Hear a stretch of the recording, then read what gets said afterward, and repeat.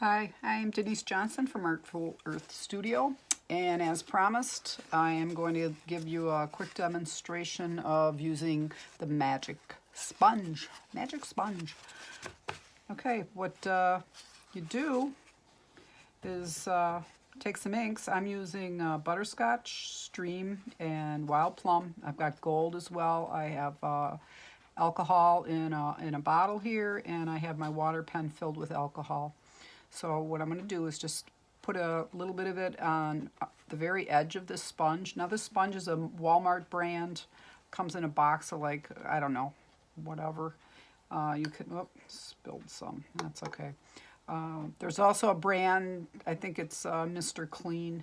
They're more expensive, but this works just as well as far as I know. I haven't tried the other brand. So you have your ink on the edge there, and then you just wipe it across the surface. It's pretty cool. Farm out. It's pretty psychedelic. And I mean, you can do this, but there's probably 100 other things you can do with it too. Just use your imagination. I'm going to add a little bit of alcohol to this. And you can see that the sponge, I think because of its density, it really holds the ink. And once it's put down, it's a thin coating, so it doesn't spread, which I find to be pretty awesome. So it kind of just stays where you put it. I'm getting a lot of blue in there. That's okay. And it's just cool just doing this with it. But I know there's so many other techniques you could use with this that I haven't even thought of yet. But I know once you guys start using it, you're going to find all different ways to use it. It's fun. Like I said, the sponge holds the ink, and the inks don't dry as fast. I mean, this sponge will stay, you know, like usable with this ink and alcohol that I've put into it quite a while. You know, longer than usual with any other kind of tool you might use. So you can see that it's just kind of cool.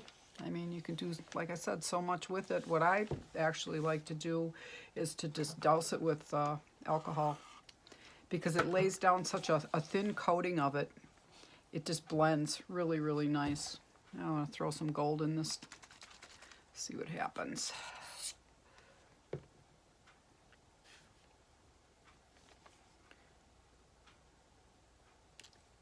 And I mean, this sponge, yeah, it has not dried out, which I find to be very remarkable. So I just kind of play with it. I mean, I did a whole painting the other day, the one that I put up on the community, and I did the whole picture with just using this sponge, because once it gets dry here, just so many different textures and shapes you can make with it.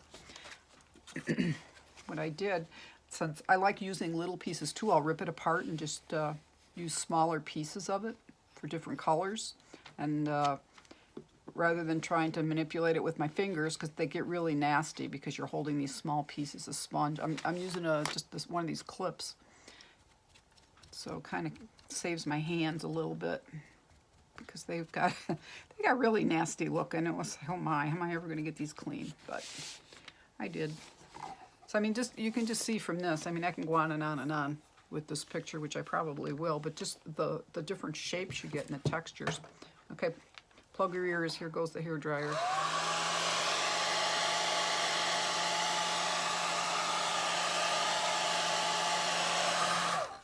Okay, and if I'll use some of the plum on this same sponge. I mean, you can change your sponges if you want to keep your colors separate, or if you want them to blend, just, you know, keep using the same one. I mean, this is just so awesome. I just love this sponge technique. I mean, you guys are going to find a bazillion things to do with it. I just know it. Now look at that. I mean, just that simple, you know, bing, bang, boom. It's amazing. Give it a shot. Thanks for watching. Bye.